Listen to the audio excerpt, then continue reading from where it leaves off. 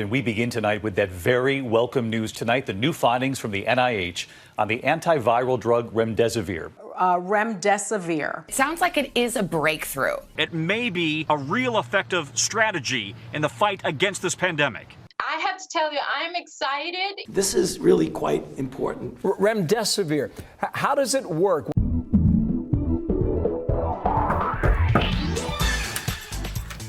Hey, you made it! Come on in, the party's this way. We got nachos over there, and if you want, I can make a... What are we celebrating? Didn't you see the news? We cured coronavirus!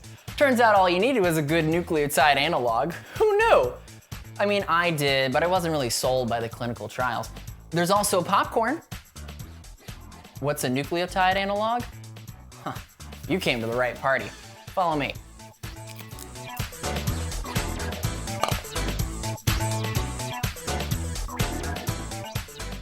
In my last video, I mentioned a few ways we can block a viral infection: by removing the receptor it uses or by inhibiting its mechanism of entry.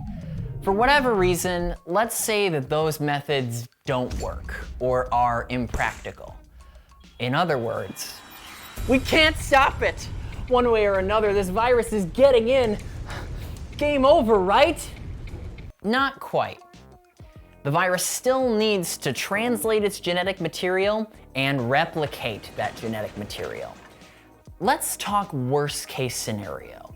Let's say that the virus has already infiltrated the cell and completed translation. What do I mean by that? Well, when our cells do translation, they take an RNA strand, throw it into a ribosome, which assembles a protein to match. Slap a few more proteins on and you got an enzyme. There are over 75,000 enzymes in existence. Here are a few of my favorites. But I'm only going to be talking about one enzyme for the next 5 minutes. RNA-dependent RNA polymerase, or RDRP.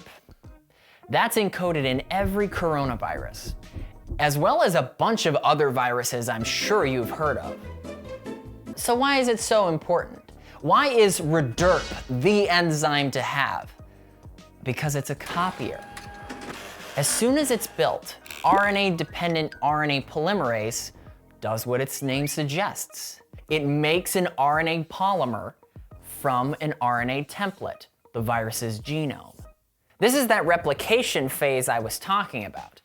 One RNA strand gives rise to one RDRP, which gives rise to many RNA strands and many RDRPs, and before you know it, the cell is like, Heath, this looks like the end for me, but is there something that can give my friends a fighting chance?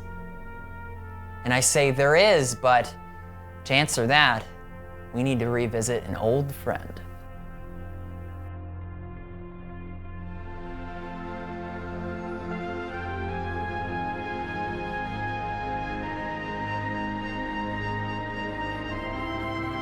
ATP, everyone's favorite energy storing molecule. Remember this? Remember this? I wouldn't be here if it weren't for ATP, and neither would you since it's essential for life. But I'm not here to talk about cellular respiration, although I wish I was. Hey, pop quiz. Spot the difference between these two molecules.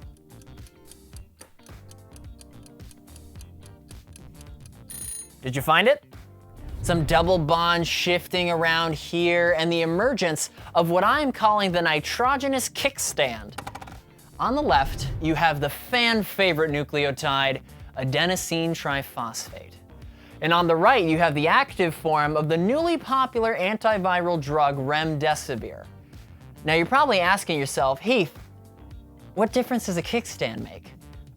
What difference does a kickstand make? I'll tell you, big difference. Big difference in the eyes of the media, and more importantly, RNA-dependent RNA polymerase, or RDRP if we're still calling it that. RDRP's job is to make more viral RNA. And if we know anything about viruses, it's that they take advantage of everything. They'll use our ribosomes without asking, and they'll also use our nucleotides, all 4 of them. A's, C's, G's, and U's. Because remember, we're talking about RNA. Rederp takes our nucleotides out of the cytosol where they're floating and adds them to the growing chain. Now, coming back to these guys. Remdesivir looks a lot like an A. So much so that Rederp is going to make the mistake of adding it to the growing chain. But Remdesivir is not an A. It's an analog. It's molecularly different.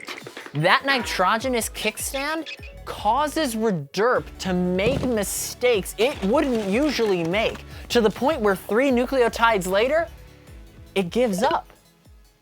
The strand is ruined. Now, when it comes to RNA synthesis, errors are not uncommon.